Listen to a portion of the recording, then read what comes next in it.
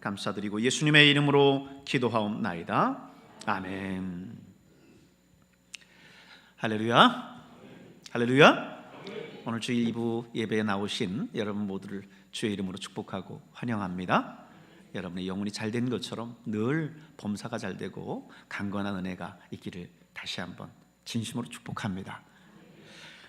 오늘 우리는 계속해서 성령의 9가지 열매를 묵상하고 있습니다. 오늘 묵상하고자 하는 성령의 열매는 화평에 대한 화평의 열매예요. 이 화평은 달리 말하면 평화라고도 말할 수 있겠는데요, 화평과 평화에 대한 사전적 의미를 찾아보면 개인이나 나라 사이에 충돌이나 다툼이 없는 평안한 상태, 이렇게 정의를 하고 있어요. 결국 평화와 화평이라고 하는 이 단어를 쓸 때에는요, 전쟁이나 갈등이라고 하는 그 말이 많이 쓰일 때인데, 사실 이런 단어를 가장 많이 사용하는 나라가 어디겠습니까? 이런 단어에 가장 민감한 나라가 어디겠어요? 바로 우리나라죠. 우리나라 대한민국일 겁니다. 여러분이 잘 아시지만 우리나라는 지구상 유일하게 남아있는 분단 국가입니다. 여전히 전쟁 중에 있는 나라고요. 6.25 전쟁은 끝난 게 아니라 정전협정으로 잠시 쉬고 있는 휴전 중 상태예요. 내일 당장 전쟁이 일어난다고 해도 사실 전혀 이상할 것이 없는 그런 곳에 저와 여러분이 살고 있습니다. 그래서 사실은 전 세계에서는 이 한반도의 어떤 핵 무장 이런 사태를 보면서 굉장히 긴장한 가운데 불안한 마음으로 한반도를 바라보고 있지만, 정작 이 땅에 살아가는 우리는 그 불안함을, 안전 불감증 때문일까요? 그 불안함을 느끼지 못한 채 살아갑니다. 최근 북한은 러시아에 군사를 파병해서 러우 전쟁에 대한 우리의 셈법이 상당히 복잡해졌습니다. 러시아와 군사적인 동맹을 맺었을 뿐만 아니라 전쟁에 직접 참여해서 이 북한이 이 현대전에 대해서 적응해 가고 있기 때문에 그렇죠. 그렇지 않아도 이제 이들은 핵을 가지고 지금 항상 위협을 하고 있고, 이제는 세계에서 북한이 핵 보유국이다라고 하는 것을 공공연하게 인정을 할 수밖에 없는 그런 상황에 도달해 있습니다. 그런데 거기에 러시아 러우 전쟁의 참전의 대가로 러시아로부터 군사 기술까지 이전받게 된다면, 그래서 핵탄두를 실을 수 있는 탄도미사일 성능들이 향상된다면 이 위력은 가공할 만한 그런 엄청난 위력을 가지게 될 거예요. 그렇기 때문에 우리나라가 러우 전쟁을 대하는, 그리고 북한을 대하는, 러시아를 대하는 그런 이 셈법들이 굉장히 복잡해질 수밖에 없는 겁니다. 근데 사실 이런 무기보다 더 무서운 게 뭐냐면요, 이 김정은이라고 하는 이 노담맨입니다. 84년생이에요. 현재 41살이겠죠. 2011년에 27의 나이로 3대 세습을 통해서 권력을 이어받았습니다. 그는 자기 고모부 장성택을 박격포로 무자비하게 즉결 처형한 인물이고요, 이복형인 김정남을 공항에서 암살한, 완전 어떻게 생각하면 사이코입니다. 이런 인물이 언제 어느 때에 오판하고 핵무기의 단추를 누를지 모르는 그런 가운데 우리가 살아가고 있어요. 이런 북한을 바로 우리 코앞에 두고 있습니다. 그러니 화평이나 평화나 하는 단어가 우리만큼 절실한 그런 나라가 또 어디 있겠습니까? 이런 북한뿐만 아니라 사실 중국도 우리가 인접한 인접국인데, 여러분이 잘 아는 것처럼 중국은 한국전쟁 당시에 우리의 통일을 결정적으로 가로막은 나라입니다. 압록강에서 통일을 눈앞에 두고 있을 때 중공군의 참전으로 인해전술로 밀어붙여서 다시 거기서 퇴각해서 내려와야만 됐어요. 물론 중국은 우리가 외교적으로나 경제적으로 함께 협력해 나가야 하는 것만은 맞지요. 그러나 이들은 중화 사상에 근거해서 자기들이 세계의 중심이라고 생각을 해요. 그리고 한반도는 자기 나라의 속국이니 뭐니 하면서 역사를 왜곡하고 있는 그런 나라입니다. 여러분, 역사 속에서 얼마나 많이 이 중국에서 우리나라를 쳐들어왔는지 여러분 그 역사를 통해서 늘 배워오지 않았습니까? 더구나 지금은 미국을 위협하는 G2 세계 2대 강대국이에요. 옛날에는 뭐 중국에서 만들면 메이드 인 차이나 그러니까 성능이나 기능도 차이 난다 뭐 이렇게 얘기해서 막 그렇게 얘기했는데 요즘 이 메이드 인 차이나의 기술력이요 그 옛날 우리가 생각했던 거하고 전혀 다릅니다. 그런 중국이 또다시 언제든지 우리의 적으로 돌변할 수 있는 그런 또 나라이고 상황이에요. 잠시도 긴장을 늦출 수는 없습니다. 그리고 또 일본은 또 다르냐? 그렇지 않아요. 일본도 마찬가지입니다. 우리나라를 지근해서 수백 년 동안 괴롭힌 나라예요. 실제 우리나라를 36년 동안 식민 지배하지 않았습니까? 그런데 그들이 2차 세계대전 이후에 전쟁을 일으키지 않겠다라고 하는 평화 헌법을 그들이 만들었는데 이제는 그 평화 헌법을 포기하고 재무장에 나섰어요. 침략받지 않아도 먼저 공격할 수 있는 그런 법적 근거들을 마련해 놨습니다. 우리나라가 만약 문제가 생기면요 곧바로 자위대는 한국 땅에 올라올 수 있어요. 이들의 국방비는 1년 국방비는요 우리보다 훨씬 많고요 해군력도 우리를 압도하고 있습니다. 이렇게 북한을 봐도 또 중국과 일본을 봐도 우리나라는 일촉즉발의 위기 속에 살아가고 있어요. 그러니까 평화와 화평을 이야기할 때 가장 그 평화와 화평이 절실한 나라가 어느 나라겠습니까? 다름 아닌 저와 여러분이 살아가고 있는 이곳 대한민국입니다. 근데 여러분 이게 어디 나라만의 일이겠어요? 북한과 중국, 일본 이들의 전쟁 문제만이 아니라 이런 평화의 문제는 나라 간에 벌어지는 그런 전쟁이 아니라 개인과 개인 사이에 벌어진 갈등하고도요 상당히 밀접한 상관관계가 있습니다. 보다 현실적인 우리의 삶의 문제로 한번 눈을 돌려볼까요? 우리는 입시 전쟁 뭐 이런 말을 많이 쓰죠.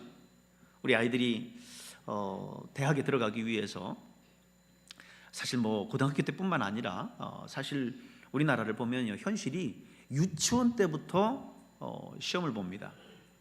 뭐 여기 병설 유치원이나 뭐 이런 유치원들은 다 시정하면 들어가고 뭐 그런다고 생각하지만 도심의 그 유치원들은요 시험을 봐야 그 시험을 성적을 통해서 유치원에 들어갑니다.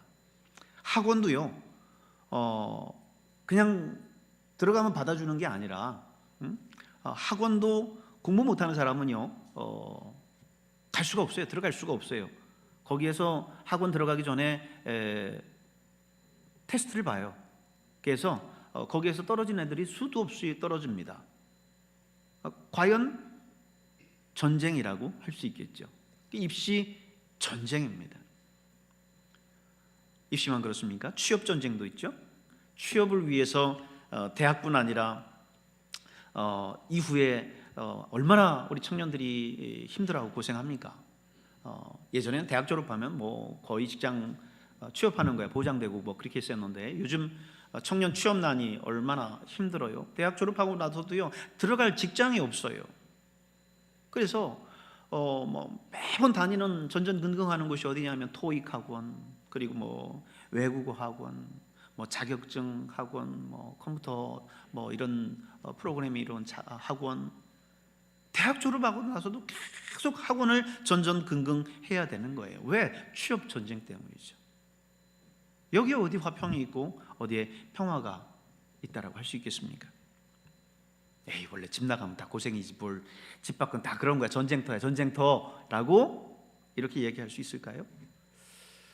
그럼 집에 들어오면 안 그래야죠. 근데 집에 들어오면 거기에는 평화와 화평이 존재하던가요? 부부 사이, 부자 사이, 모녀 사이, 고부 사이 어디 다 평화롭던가요? 오늘의 시대를 보면요, 마치 미가 선지자가 예언했었던 그런 시대 같다라는 생각이 들 때가 많아요. 미가서 7장 6절의 말씀에 보면요, 이런 말씀이 있습니다. 같이 한번 읽어볼까요? 아들이 아버지를 멸시하며 딸이 어머니를 대적하며 며느리가 시어머니를 대적하리니 사람의 원수가 곧 자기 집안 사람이로다. 요즘 여러분 이 시대의 일면을 보면 사실 이 미가 선지자의 이 예언에 우리는 동의하지 않을 수 없어요. 아들이 아버지를 멸시하고 딸이 어머니를 대적하고 며느리가 시어머니를 대적하고 사람의 원수가 다른 데 있는 게 아니라 가정 안에 집안에 있는 거죠. 그럼 도대체 어디에 평화가 있단 말입니까? 나라에도 사회에도 가정에도 없다면 어디에 화평이 있습니까? 이런 이 세상 속에 살아가는 우리를 향해서 우리 주님은 그럼에도 불구하고 뭐라고 말씀하세요? 우리에게 화평의 열매를 맺으라고 말씀하십니다. 성령의 9가지 열매, 이 세 번째 화평을 우리에게 강조하고 계세요. 그렇다면 이런 상황 속에서 주님이 우리에게 요구하는 이 화평은 무엇일까? 성경에는요, 평화 혹은 화평, 이걸 나타내는 대표적인 단어 2개가 등장합니다. 하나는 여러분이 잘 아시는 샬롬이라는 말이에요. 샬롬, 히브리어죠. 우리말로는 평화, 화평, 평안, 평강 이렇게 번역되고요, 영어로는 peace라고 번역이 됩니다. 이 샬롬은 단지 전쟁이 없다라고 하는 이런 어떤 소극적 상태에서의 평화를 말하는 게 아니고요, 오히려 훨씬 더 적극적입니다. 우리의 삶 속에서 정신적, 육체적, 물질적으로 완전히 충족된 상태, 이거를 샬롬이라고 말합니다. 이 단어는 상대방의 인사를 묻는 인사말부터 시작해서 아무런 근심이 없는 상태, 분쟁과 시비가 없는 화목한 상태, 전쟁을 종식하는 화친, 건강이나 안식, 삶에 있어서의 평강, 형통 이런 것 등을 의미해요. 그러니까 샬롬은요, 단순히 육체적인 평안, 정신적인 안정 이런 것만을 이야기하는 게 아니라 우리 인간의 모든 삶의 영역에서 아주 구체적으로 충족된 그런 상태를 말할 때 쓰이는 개념이에요. 성경에 나오는 평화를 표현한 2번째 단어가 있습니다. 구약에서는 샬롬하고 히브리어로 말했지만 신약 성경 속에서는 이거를 헬라어로 에이레네라고 표현합니다. 에이레네, 한번 따라해 볼까요? 에이레네. 이 샬롬이라고 하는 건 많이 들어봤을 수도 있지만 이 에이레네라는 말은 샬롬에 비해서는 덜 들어보셨을 거예요. 오늘 본문에 나오는 화평, 이 성령의 열매, 세 번째 열매 화평 역시 에이레네라고 하는 이 단어를 사용했습니다. 이 에이레네라고 하는 말은요, 단지 전쟁과 반대되는 그런 개념으로서의 그 평화를 가리키고 있는 게 아닙니다. 단지 마음의 평안한 상태를 의미하는 어떤 정신적인 그런 개념만도 아니에요. 이 기본적으로 이 에이레네는 히브리어 샬롬이 포함하고 있는 그런 다양한 의미와 내용을 그대로 이어받지만 삶의 전 영역에 걸쳐서요, 하나님의 뜻을 기반으로 하는 소망스러운 상태를 표현할 때 이 에이레네라고 하는 단어를 표현합니다. 하지만 이 에이레네는 또 이런 의미만을 담고 있는 게 아니에요. 에이레네는 신약의 공동체에서 사용하던 단어인데요, 초대교인들은 기본적으로 예수님을 구세주로 이렇게 고백을 했죠. 다시 말해서 하나님의 구원으로서의 그런 참된 평화가 예수 그리스도에게서 실현된다라고 믿었습니다. 근데 중요한 거는요, 그 평화가 그냥 저절로 이루어지는 게 아니라고 하는 거예요. 그럼 뭘 통해서 이루어집니까? 예수 그리스도의 십자가의 희생을 통해서 이루어진다는 사실을 여러분 기억하시길 바랍니다. 본래 우리는 죄로 말미암아 하나님과의 관계가 틀어졌었던 사람들이에요. 하나님과 우리가 원수 되어졌었던 그런 관계였습니다. 근데 그 관계에 있던 우리가 다시 회복돼서 평화와 화평, 이 관계로 돌이킬 수 있었던 것은 뭐예요? 예수님의 그 십자가 희생이 있었기 때문이라는 것을 여러분 기억하시길 바랍니다. 예수님의 그 십자가 사건, 이 땅에 오셔서 하늘의 그 높은 보좌를 버리시고 이 땅에 오셔서 그 십자가에서 가진 그 고통을 다 당하시고 치르셨던 그 희생을 통해서 화평, 평화를 이룰 수 있었다라고 하는 거예요. 여러분, 오늘 이 성경이 말하는 이 평화는요, 그냥 이루어지는 게 아니라 두 가지 전제 속에서 이루어진 겁니다. 첫째는요, 하나님이 먼저 시작했다라는 거예요. 영어로는 이니셔티브가 있다라고 그러는 거예요. 주도권, 먼저 누가 했느냐? 하나님이 하셨다는 거예요. 아니, 우리가 하나님이 싫어서 하나님을 원망하고 떠나서 하나님과 원수되어 있는데, 하나님은 태초에 우리를 창조하시고 우리에게 에덴이라고 하는 그 행복한 공간을 마련하시면서 우리에게 모든 것들을 쏟으셨는데도 불구하고 하나님 싫다하고 떠나고 하나님을 저주하고 떠나고 하나님을 원망하며 떠나며 이 세상 속에서 죄 가운데 사단과 함께 살았었던 우리를 향해서 하나님은 먼저 이 땅에 찾아오셨어요. 하나님이 인간의 육신을 입고 낮고 천한 이 땅에 찾아오셨습니다. 이 화평의 사건, 이 평화의 사건을 누가 먼저 시작했느냐? 하나님이 먼저 시작했다라는 거예요. 하나님의 그 화해의 손, 그 사랑의 손, 그것을 우리가 잡음으로 인해서 오늘 이렇게 하나님의 백성이 되고 하나님의 자녀로서 거듭났다라고 하는 것을 여러분 한시도 잊지 마시기 바랍니다. 둘째, 이 전제는 뭐냐면 예수님께서 당신의 목숨을 십자가에 내어주시는 희생을 했기 때문이라는 거예요.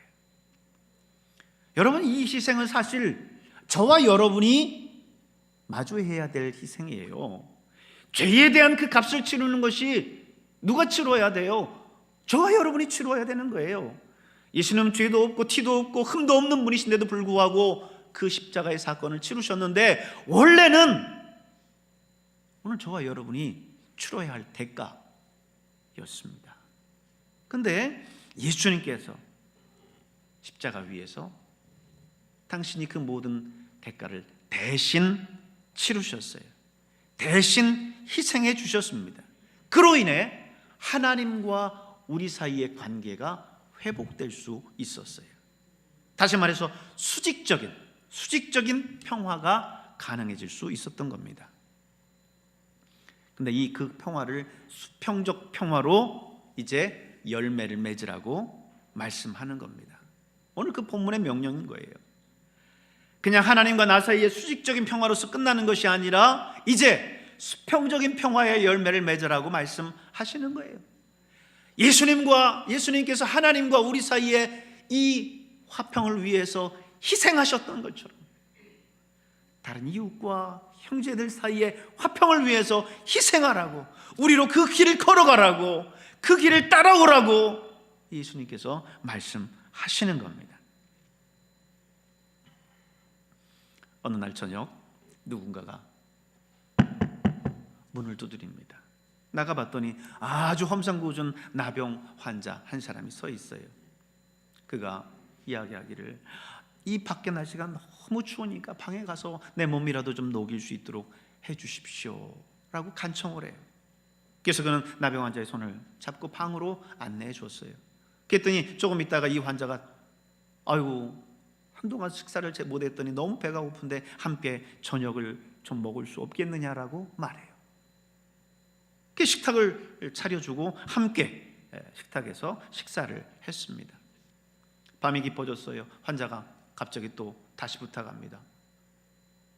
제가 아직도 몸에 한기가 느껴지고 이게 몸이 아직도 춥습니다. 그러니 당신이 당신의 그 체온으로 당신의 피부를 옷을 벗고 당신의 체온으로 나를 녹여주십시오. 이렇게 이야기를 해요. 여러분, 다른 사람도 아니고요, 나병 환자입니다. 나병 환자는 온몸이 그냥 그 나병으로 인해서 고름투성이인 그 사람을 어떻게 그것도 피부와 피부를 접촉하면서 그를 안아줄 수 있겠어요? 근데 그는 입었던 옷을 벗고 그를 따뜻하게 자기의 체온으로 나병 환자의 그 찬 몸을 녹여줬어요. 이튿날 아침에 일어나 보니까 그 환자는 온데간데 없습니다. 뿐만 아니라 왔다 간 흔적조차 찾을 수가 없어요. 그는 깨달았습니다. 우리 주님이 나병 환자의 모습으로 나를 찾아오셨었구나. 나와 같이 비천한 사람을 하나님께서 찾아오신 거에 감사하면서 감사 기도를 올렸어요. 이 사람의 이름이 아시시의 프란치스코입니다. 그가 드린 기도, 유명한 프란치스코의 평화의 기도문, 여러분 잘 아시죠? 제가 한번 읽어볼 테니까 함께 보십시오. 주여, 나를 당신의 도구로 써주소서. 미움이 있는 곳에 사랑을, 다툼이 있는 곳에 용서를, 분열이 있는 곳에 일치를, 의혹이 있는 곳에 신앙을, 그릇됨이 있는 곳에 진리를, 절망이 있는 곳에 희망을, 어둠의 빛을, 슬픔이 있는 곳에 기쁨을 가져오는 자 되게 하소서. 위로받기보다는 위로하고 이해받기보다는 이해하며 사랑받기보다는 사랑하게 하여 주소서. 우리는 춤으로써 받고 용서함으로써 용서받으며 자기를 버리고 죽음으로써 영생을 얻기 때문입니다. 목사님, 이건 프란치스코 같은 제2의 예수님이라고 불릴 만한 그런 위대한 그런 영적 거장이니까 그렇지, 어디 나 같은 사람이 그런 일들을 가당키나 합니까? 요구할 걸 요구하셔야죠. 그럴까요? 여러분, 그렇게 생각하지 마십시오. 이 프란치스코가 사역했었던 이 아시시성, 이탈리아에 있는 아시시성 다미아노 성당에서는요, 조그만 정원이 하나 있었는데 거기에 장미나무가 가득했었다고 그래요. 근데 그 장미에는 가시가 없대요. 여러분, 장미꽃을 보셨지 않습니까? 키워 보셨지 않아요? 그 장미의 그 아름다운 그 장미에 보면 그 줄기 하나하나에 무시무시한 그 가시들이 돋쳐 있는 걸 여러분 보잖아요. 근데 거기에 가시가 없대요. 그래서 가이드에게 그 이유를 물어봤대요. 그랬더니 이 프란치스코가 젊었을 때 그 여성에 대한 그 욕정이 막 일어나더라는 거죠. 그 젊었을 때니까 얼마나 이제 욕정이 올라왔겠어요. 근데 그걸 이겨내기 위해서 근처에 있는 이 장미덩굴에 자신의 몸을 막 불렸다는 거예요. 당연히 가시가 막 몸을 찌르고 피가 나고 고통스러웠겠죠. 그런데 그렇게 해서라도 자기의 욕정을 극복하고자 했던 거예요. 근데 프란치스코가 계속 이렇게 하니까 이 장미덩굴 위에서 뒹구는 프란치스코를 보고 하늘이 그곳의 장미의 가시를 없앴다. 그래서 거기에는 장미 가시가 없다. 이렇게 가이드가 설명을 해주더래요. 여러분, 교회의 역사를 통틀어서 정말 가장 추앙받는 인물 가운데 한 사람을 꼽으라고 하면 바로 이 프란치스코일 겁니다.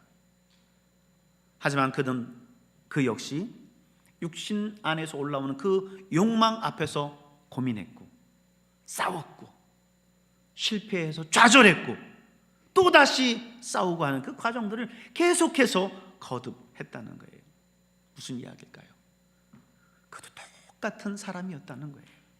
저와 여러분과 다를 바 없는 똑같은 사람이었다는 거예요. 여러분, 엘리야를 기억하시죠? 우리 야고보서 5장 17절 18절에 있는 엘리야 위대함을 한번 볼까요? 같이 한번 읽습니다. 우리와 성정이 같은 사람이로되 그가 비가 오지 않기를 간절히 기도한즉 3년 6개월 동안 땅에 비가 오지 아니하고 다시 기도하니 하늘이 비를 주고 땅이 열매를 맺었느니라. 야, 하나님 앞에 기도하니까요 3년 6개월 동안 하나님께서 하늘의 문을 닫으셔갖고 이 땅에 비가 내리지 않도록 하셨다는 거예요. 다시 하나님 앞에 비 오도록 기도하니까 3년 6개월 동안 내리지 않던 비가 그 땅에 또 비가 내리더라는 거죠. 사실 엘리야가 이것 말고도 얼마나 많은 기적들을 행한 그런 위대한 선지자였습니까? 그런데 오늘 말씀에 뭐예요? 엘리야는 우리와 성정이 같은 사람이로되 그랬어요. 엘리야는 우리와 성정이 같은 사람이라. 엘리야 역시 오늘 저와 여러분이 겪는 똑같은 유혹들을 겪고요, 때로는 거기에서 실패해서 좌절하고 낭망해서 고민하고 갈등하는 그 과정들을 엘리야도 똑같이 겪었다는 거예요. 그렇다고 한다면 여러분, 오늘 우리에게 이 두 사실은 무엇을 시사하고 있습니까? 우리 역시 프란시스코처럼, 우리 역시 엘리야처럼 우리가 하나님 앞에 그런 역할들을 할 수 있다라고 하는 겁니다. 여러분, 무슨 거창하게 세계 평화를 고민하고 여러분이 그 일들을 이루라고 하는 게 아닙니다. 여러분이 하실 수 있는 것들을 하면 돼요. 개인적인 인간관계, 가정, 교회, 직장에서 여러분이 직접 그 평화를 만드는 사람이 되면 되는 거예요. 피스메이커라고 표현하죠. 여러분이 가는 곳곳마다 트러블 메이커가 아니라 문제를 일으키고 그 공동체가, 그 모임이 힘들게 되고 여러분 때문에 어려운 게 아니라 여러분이 있음으로 인해서 그 공동체가 화목해지고 하나 되고 사랑하는 공동체가 되는 그런 평화를 만드는 사람이 되라는 거예요. 세계 평화가 아니에요. 여러분이 있는 교회에, 여러분이 있는 기관에, 여러분이 있는 가정에 평화를 만드는, 화평을 만드는 피스메이커가 되라는 것입니다. 여러분이 손대는 곳마다 막혔던 관계가 뚫리고 꼬였던 일들이 풀어지고 갈등이 녹아내리도록 하면 된다는 거예요. 예수님은 산상수훈에서 화평케 하는 자는 복이 있나니 그는 하나님을 볼 것이다 말씀했습니다. 여러분 기억하십시오. 하나님은 여러분이 평화를 만드는, 화평을 만드는 사람이 되기를 원하십니다. 화평케 하는 자, 평화를 만드는 피스메이커, 하나님의 자녀의 의무요 책임인 줄로 믿습니다. 여러분이 바로 이런 풍성한 이 성령의 열매를 맺을 수 있는 여러분 모두가 될 수 있기를 주의 이름으로 축복합니다. 기도하겠습니다.